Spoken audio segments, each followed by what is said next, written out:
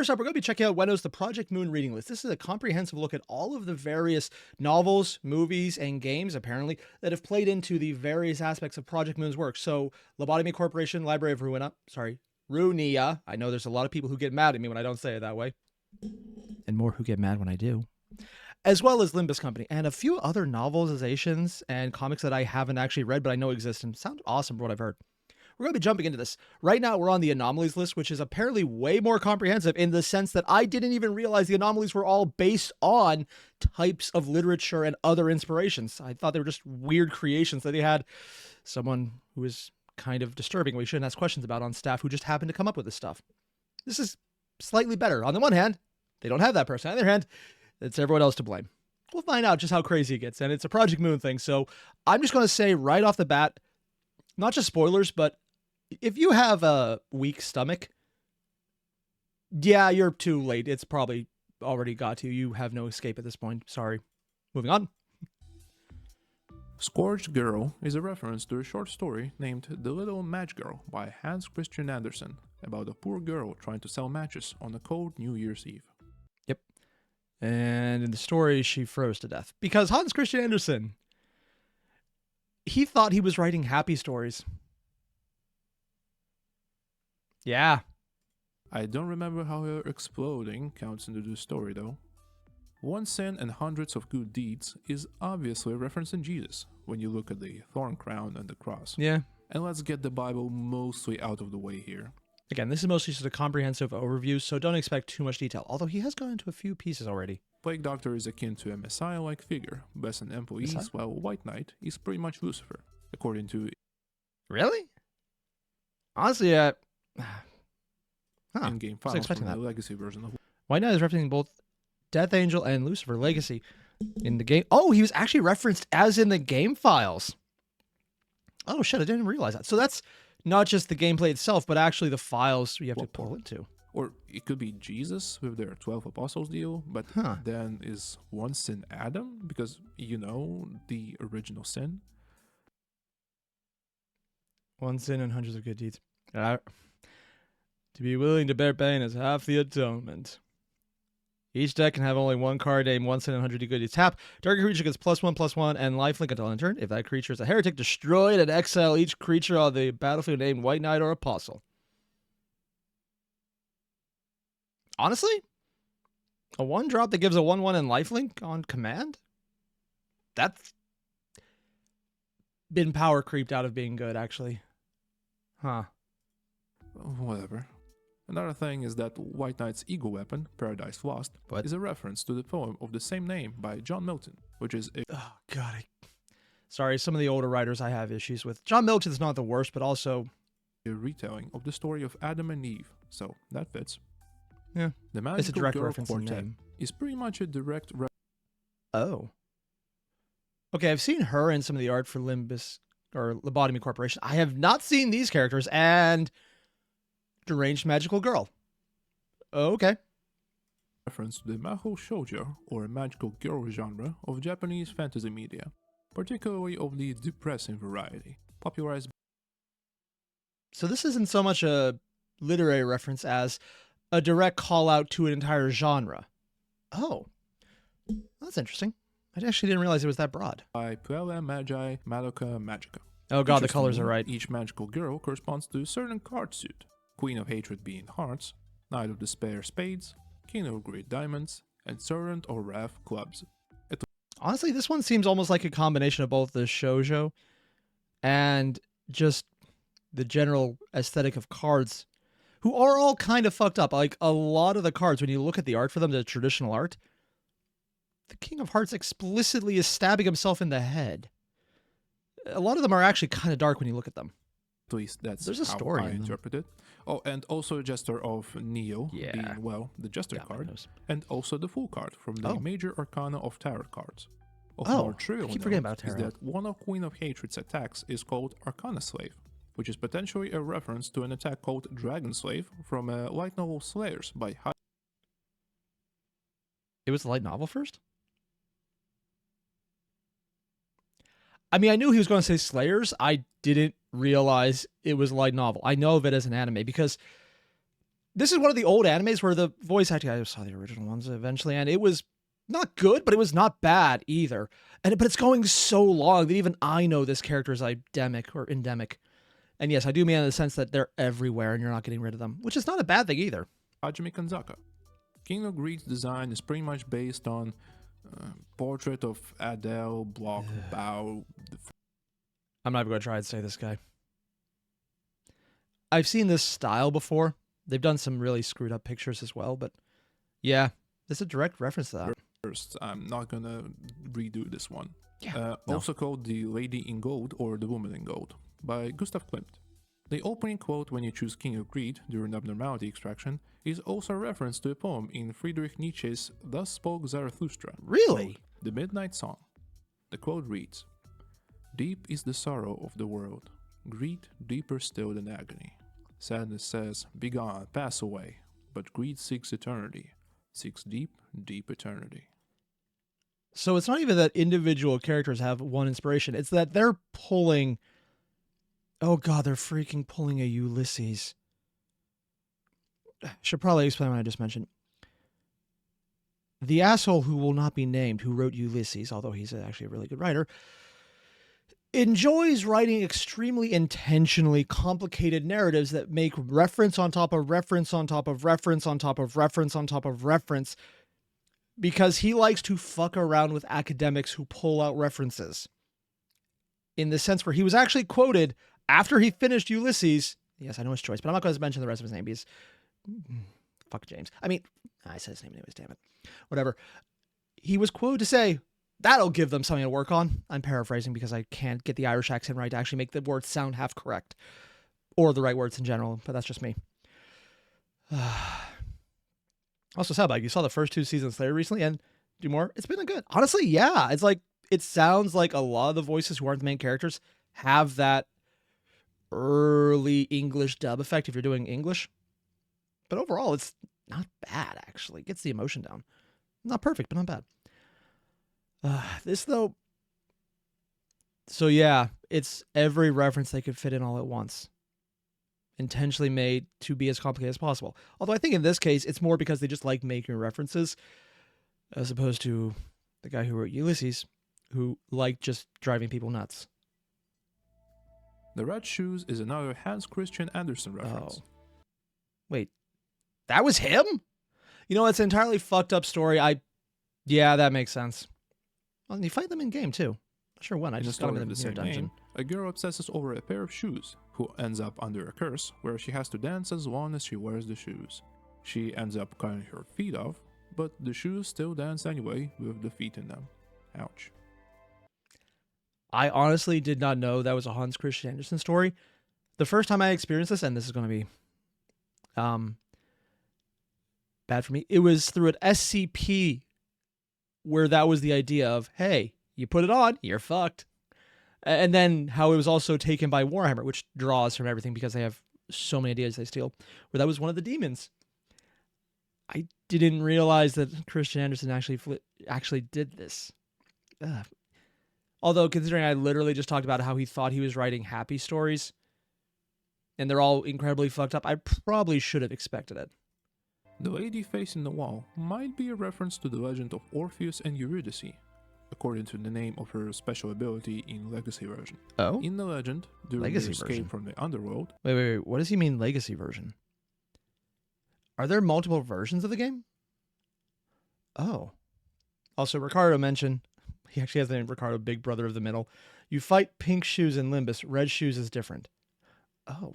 No, I thought Red Shoes was the one you fought in the Mirror Dungeon, where it overwrote that one cyborg. Could be wrong. Hades let the pair of lovers go, but on one condition. Orpheus must not look back at Eurydice until reaching the surface. However, when they were almost at the end, he looked back and lost her once again, after which he joined her again only after his death. Nothing there probably takes inspiration from the monster of the movie The Thing, 1982, from the director. You know what?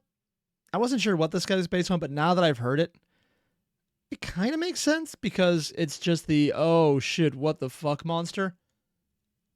I'm not entirely sure he's on this one. Otherwise, it's just generic monster of what can we throw together that looks horrible, which is kind of its own aesthetic right now. I don't think that was based on John Carpenter in general.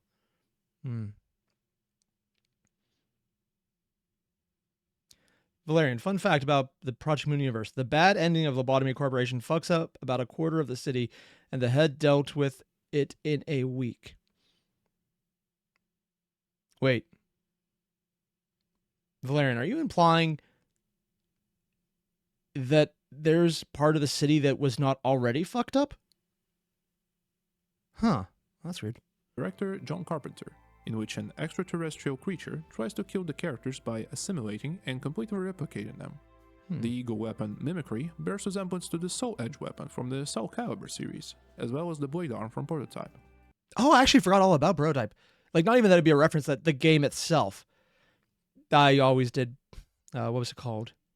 Infamous instead, and they kind of came out and filled the same niche. Yeah, up until the third game, it was awesome. Third game played well, but just the story wasn't there. The Soul Calibur one, yeah, I honestly thought it was a direct one-to-one copy. Didn't realize it was otherwise. Okay, I'm gonna lump them in together here. Yeah. Warm-Hearted Woodsman, Scarecrow Searching for Wisdom, Scaredy Cat, The Road Home, Ozma, and The Adult Who Tells Lies, also known. Huh.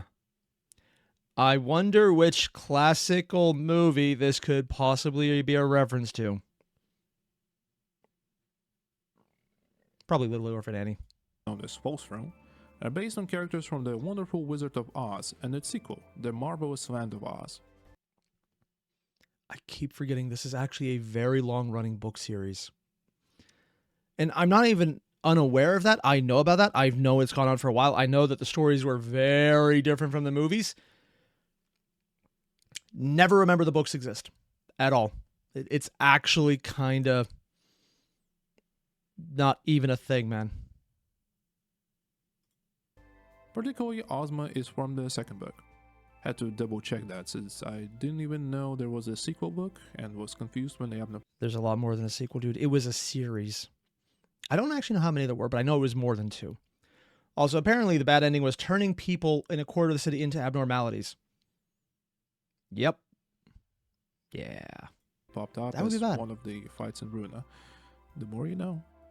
The Snow Queen is based on a fairy tale of the same name by Hans Christian Andersen. Although I'm not sure if in the story there was a sword fight against the queen, so maybe this Abner references another version of the story.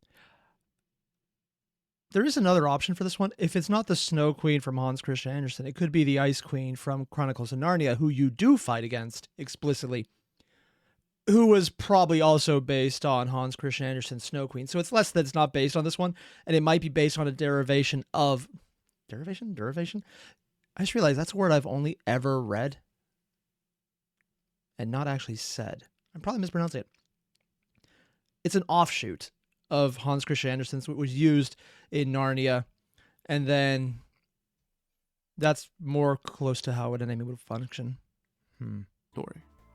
Snow White's apple is a reference to the German fairy tale Snow White by Brothers Grimm. The fact that the apple became an abno may be due to the fact that in many stories that take direct inspiration from Snow White, the apple is often replaced with other objects like... And anything to do with apples in Project Moon is usually fucked up. Although, one thing about Brothers Grimm, they might have the most codified source of fairy tales, but a lot of them were collected and reinterpreted as they imagined it. So they were doing reimaginings of a lot of fairy tales, because Snow White, pretty fucked up. Not as fucked up as Sleeping Beauty. That one was really fucked up in the original. The Disney version, and even the Hans Christian Andersen, sorry, not Hans, the Brothers Grimm version was still kind of fucked up. But the original one explicitly goes into, he saw a person who looked like a really beautiful corpse, so he impregnated it. Then killed his wife, who wanted to kill the impregnated, not corpse at this point, and the children who didn't get killed by the wife, and then he married the person he impregnated who he thought was a corpse. Everything I just said is an accurate representation of exactly what Sleeping Beauty was originally. The Brothers Grimm, it's still fucked up shit they did. And their Snow White is that level of, oh God, what the fuck, man. But they're still cleaner than some of the older versions because they were not kid stories. Fairy tales were meant to terrify adults. Flowers or thorns, proving the apple to be Actually, nothing more Project than Moon a is probably getting replaceable closer plot to what they were device. originally like. The apple ultimately becomes Oh god, Project Moon is closer to the original interpretation of a lot of the fairy tales.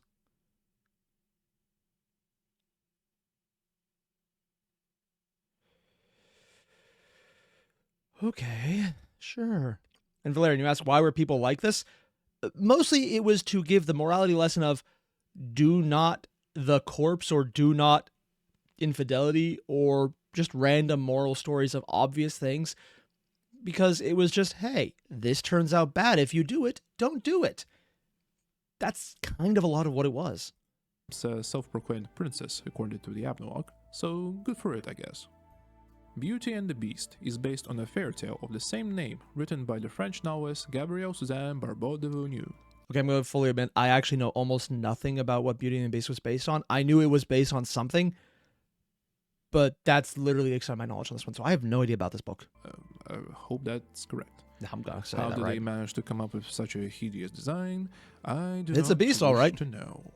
Looks like it should be in the Cave of Garbano. Queen Bee may be referencing the chessburster scene from Alien 19.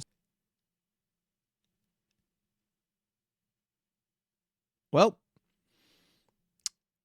I'm not going to sleep tonight. 79. Granted, I wasn't going to be Open able to can of anyways. Belchers. There are two parts to it that are worth noting. The first is that it is based on a real brand of soft drink called Wilde. That's a soft drink? I've had Welch's grape, and like it's a freaking juice. I didn't realize it was a soda. Oh god, grape. Oh. Nope. Nope. Nope. Ouch. There exists an urban myth where a person may get abducted due to them drinking an open can of Welch juice laced with sleeping pills and then brought onto a fishing boat. The second Actually, funny thing about that, the urban myth of drinking the laced one and bringing onto a boat is, I'm not sure if that's accurate. But this is also not always entirely a, how to put it, lie. In Seattle and Portland and a lot of towns on the coast in America, I think it was Seattle, I can never remember.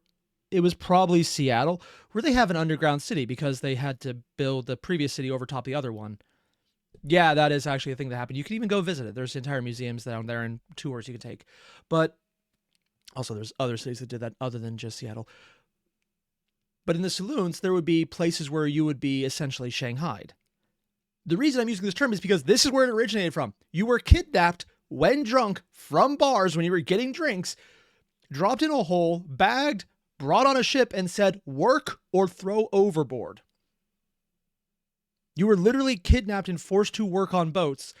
So this is kind of a historical fact.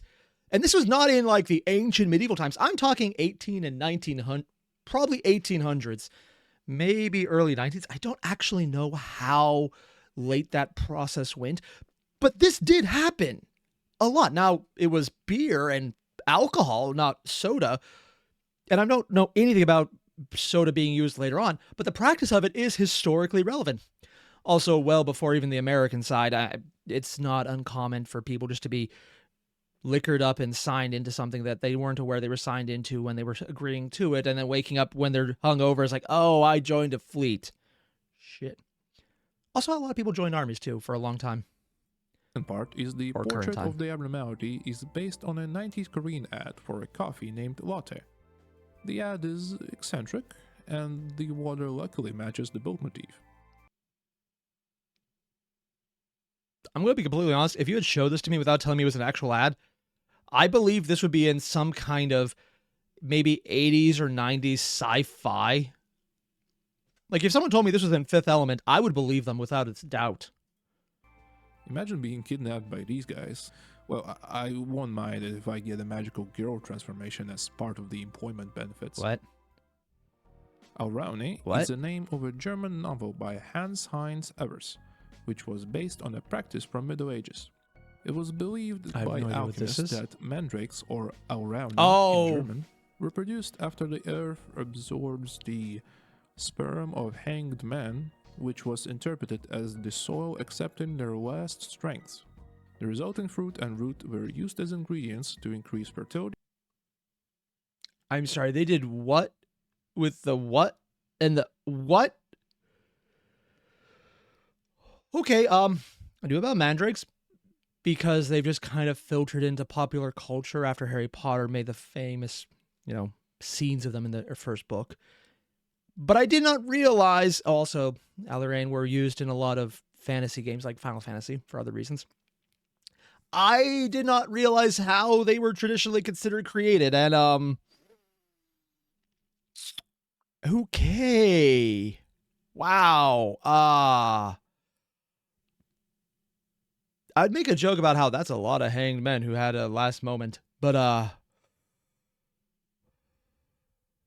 New York, sir? You want me to repeat what I just said because you looked away from it? No, don't even. No, we're just not, man. And brew love potions. Okay, I don't know how that relates to the abnormality itself, and I don't want to know. Next. The punishing bird seems to be sort of a combination of two bird species, the bleeding hardo and shimainaga. That's a real bird? Yeah, you can see the definite it's this bird. But I'm wondering if they knew about the bird that actually had that effect. It does look like it's bleeding, though.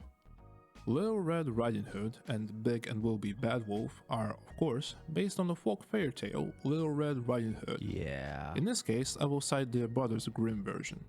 The awesome thing about them is that, well, they are an awesome rival duo, but also that Little Red's design was at least partially based off of Bloodborne, which... Yeah, I could see that. Also, prior to Brothers Grimm, there were other versions of the Little Red, and yeah, no, she just got dead. That's all there was to it. I mean, it was actually a lot more fucked up shit, but that was the most of it. But I could definitely see the Blood Hunter, wow. Bloodborne effect here. The cape, the excessive belt buckles, the straps everywhere, rusty weapons and a gun in the other hand. Yeah, that's so Bloodborne. And honestly, good reference. Which is fucking awesome. Yeah. It now confirms that LoveCorp truly is the Dark Souls of management sims. The Little Prince is the name of... Did he just say... Corp truly is the Dark Souls of... Okay. Lobotomy Corporation, the Dark Souls. Yeah, okay. I thought he said Bloodborne was the management sim of...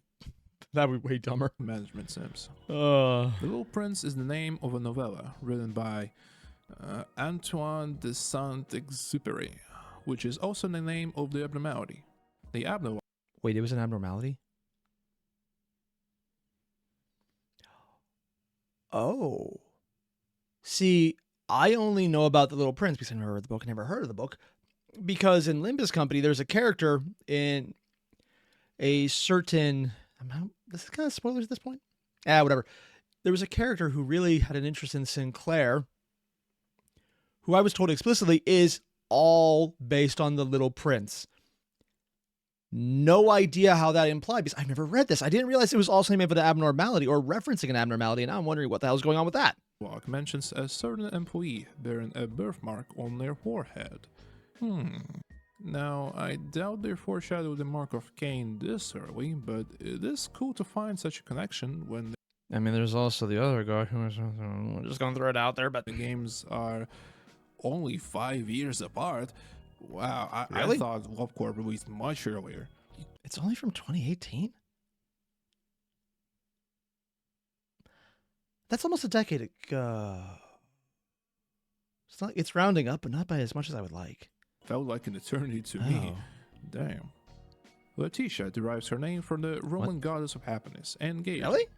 Don't know how that relates to her gifting you a gun. I mean, I'm an American. They're not wrong. Is pretty much entirely based off of a German folktale about a marksman, or a free shooter, which was widely circulated after being included in the first volume of Gespensterbuch by August Appel and Friedrich Lahn. I have no idea what this story is. Like, I legitimately do not know. The abnormality pretty much borrows the myth wholesale, since I haven't noticed any additions to its lore, aside from the folktale itself. Dream of a Black Swan takes inspiration from a German fairy tale, The Six Swans, that also featured in Grimm's fairy tales of... See, this is one I don't know about much either. The Six Swans? I feel like I have read this one, but I cannot remember it. It's probably incredibly fucked up, though. Oh, also, Randy Ashad, thank you for joining the membership at the clean shaven level. Thanks, man. That's awesome. 1812. I do think, however, that the Abnologue might be also referencing The Ugly Duckling by Hans Christian Andersen, Okay. since some mentions of the fairy tale might be better suited to that fairy tale rather than The Six Swans. It is my own uneducated guess and should be taken with a spoonful of salt, since I made it the fuck up. See, here's the thing. He's joking right now, but when it comes to literary dissection and analysis, I made it the fuck up. As long as you could justify it some way is just as good as anything. Because there is a completely unfounded circumstance where if someone could bullshit their way hard enough, the original author sometimes sees it and goes, I meant that. That is definitely what I meant. I did not have any other implication. What that person said is right, and I definitely intended that. It's kind of hilarious because if you can bullshit so hard that the other guy changes retroactively what they want to do because they like yours better, it happens. And I find this hilarious.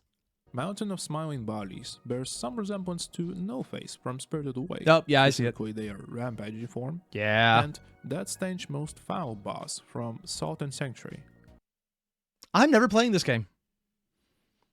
Although I would say if you take off the arms, are those arms? I think they're arms and the faces. You can almost see a sandworm in that thing, but that's a very different creature at that point. The latter one most likely being coincidental.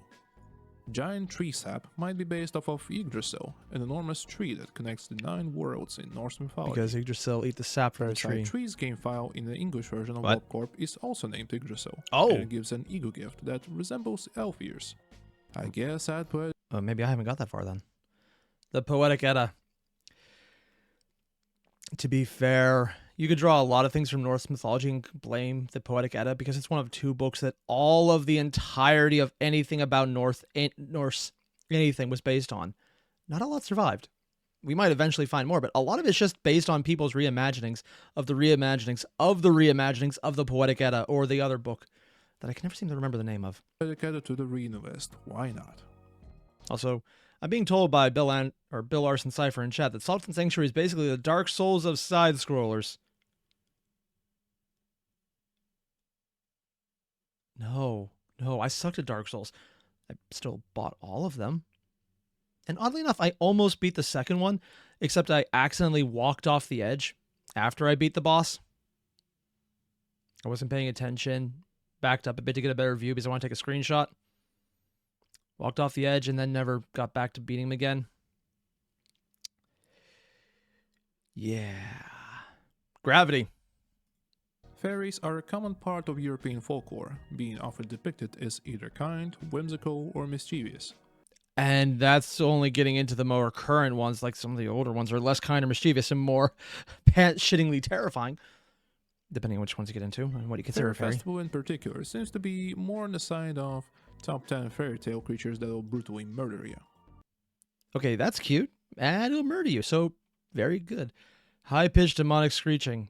Fairy tales as told by Disney, their original German version. Honestly, not even the German versions, man. If you look at some of the ones from the Irish fairy tales, they're also kind of, oh god, why?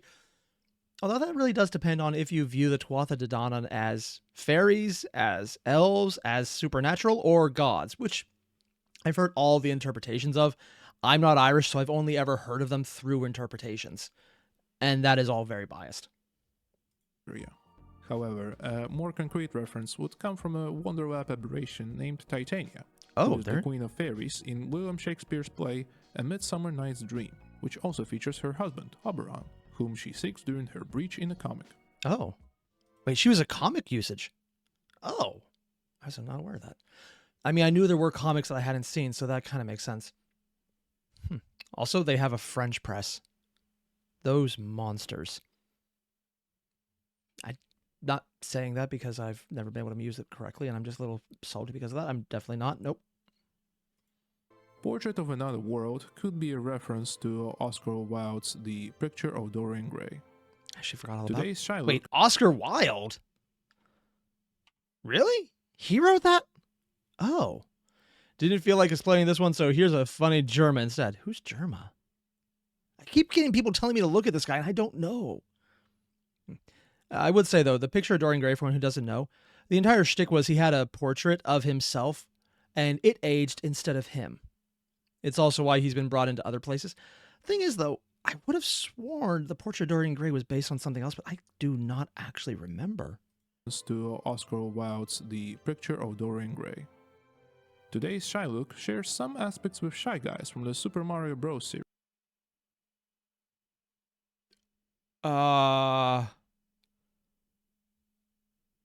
What the fuck, man? How do you look at the guy who wears a mask into a guy who wears a face?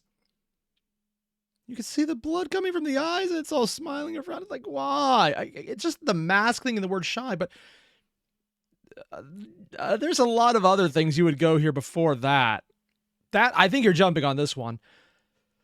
Unless maybe the deep Mario lore is as fucked up like the deep Kirby lore, and they're actually just wearing skins of other people, and this is just a bone mask, and I'm not aware of it, and it's really fucked up. Let's never think about this again. Series, like their names and faces, but this is probably, no, most certainly a coincidence. Just look at this fella. Does Also, the other one looks more like something on Doctor Who. he look like he would hurt a fly? Okay, let me share with you a little theory regarding Blue Star. I think this is yet another biblical reference, particularly regarding the Star of Bethlehem, or the Christmas star, that led the Magi to the birthplace of Jesus Christ. That's not the reference I was expecting. The religious undertones and how it is the third abnormality fight on Hawkman's floor in Runa, right before White Night, there are some grounds to it, I think. You can probably link it to some another celestial body, since we already have two obvious Bible abnos, but I was honestly thinking more just the general. When you get into biblical angels, they're all terrifying.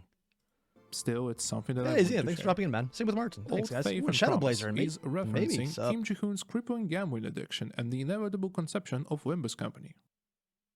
Gonna be completely honest here. Limbus doesn't really feel like a gacha game sometimes.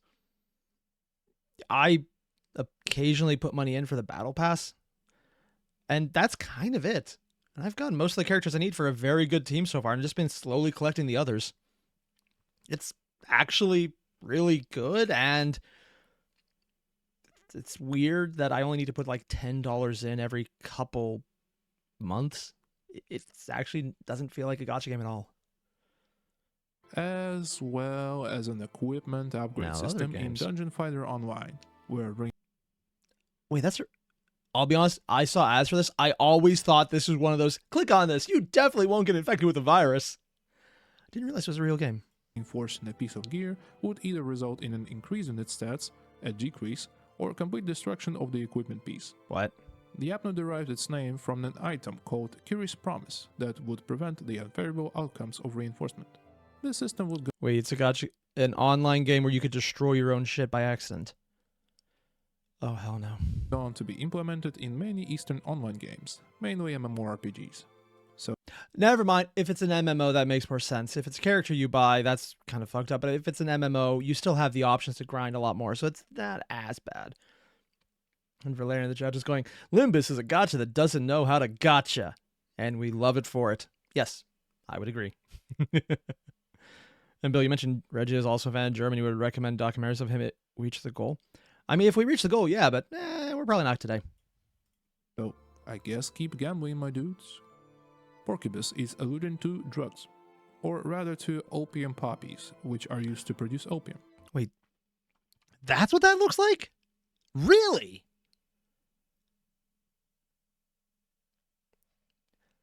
I'll be completely honest. I would never have looked at this and go, I can make something with a Schedule 1 designation with this. I would look at this and going, oh, someone has a green thumb. And maybe a white nose. Use opium. Thus, the abno might be related to the Chinese Opium Wars, but it's more likely just a general representation of drug addiction.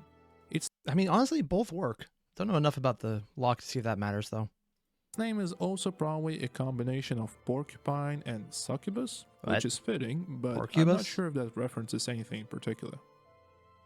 Void Dream is based on a Japanese mythological creature known as Baku, which Really? would come into your room and eat your nightmares while you sleep. I also just that noticed that good? it is meant to be both a sheep and a rooster, which is really cool. Those are cute and terrifying, and I have absolutely no idea why. Boy Dream, as well as Grave of Cherry Blossoms, were made by the Japanese translation team for Webcorp. Oh. By the way, Grave of Cherry Blossoms is based on a cherry tree, who would have guessed? However, because of that, it's Is it a somewhat specific difficult one? to pinpoint the exact inspiration behind the abno. Oh. There are several suspects. First one, Yoboko, a yokai tree that thrives on battlefields where there's lots of human blood to drink. And actually, that's not just a Japanese one. There's a lot of other mythologies where they have plants or trees that grow and change based on being on top of battlefields. It's like there's a lot of really fucked up history, and people have done some really terrible things to each other, and then plants grow there, and people feel creeped out by it. Also, learning that trees are explicitly carnivorous because they exchange nutrients for a symbiotic bacteria that transfers dead pieces of living or dead organisms in the ground to them in exchange for some of the sugars produced by the tree. We're going to ignore this because that is creepy. And also does actually link into how there is a distributed neural system between tree roots, showing that they may or may not actually have a distributed consciousness.